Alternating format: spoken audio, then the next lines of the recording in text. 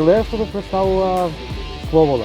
Слобода која што е таму некаде, која што секој може да ја пронајде, да ја почувствува и е најлесниот начин да го живеете човечкиот сон кој уште луѓето во историјата се запрашувале како може да слета, како може да се биде птица. –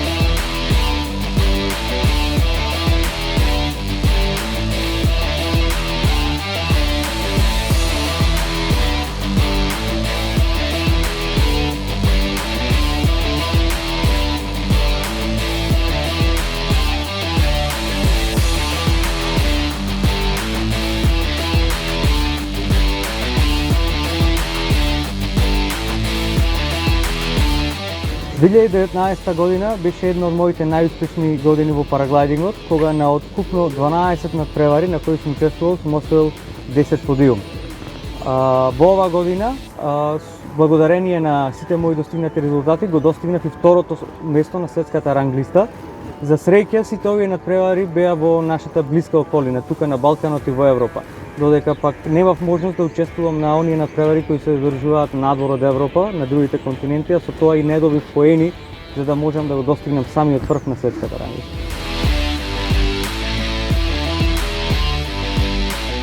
Најголемиот проблем биле финансиските средства. Финансиските средства за патувањата кои треба да се направат, за котизација и за самите авиобилети кои треба да се набават за да се учествува на едни такви надпревари кои се надвор од Европа.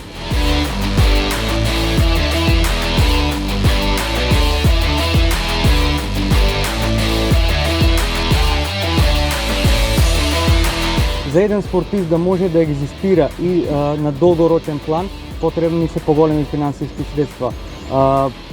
Мислам дека голем удел треба да имаат и фирмите кои треба да ги спонзорираат и подпомагаат индивидуалните спортисти. Потребата од спонзорства е се поголема и поголема и еве можам да кажам од лично искуство преку параглайдингот можеме да направиме одлична реклама, односно параглайдерот представува подвижна реклама каде што може да се напише некаков слоган или самото лого на фирмата со кое што загарантирано ќе имаат одлична промоција.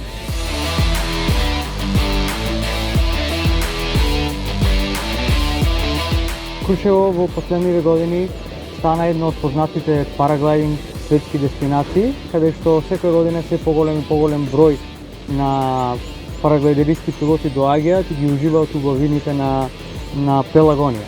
Со нашите успеси, параглайдерски успеси, допринесовме Крушево да стане дел од таа светска дестинација со тоа што светските параглайдеристи, светската елита посака да види каде е тоа место на кое ние тренираме и учиме нови техники на летање и можеме да напредуваме.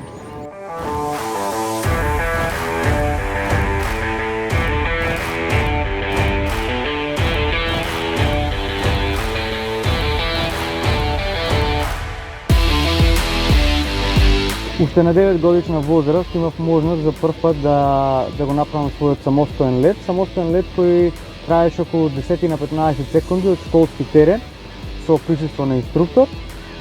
Тогаш одлучив дека да, тоа е спортот за мене, тоа е спортот кој сакам да го правам како професија, како начин на живот.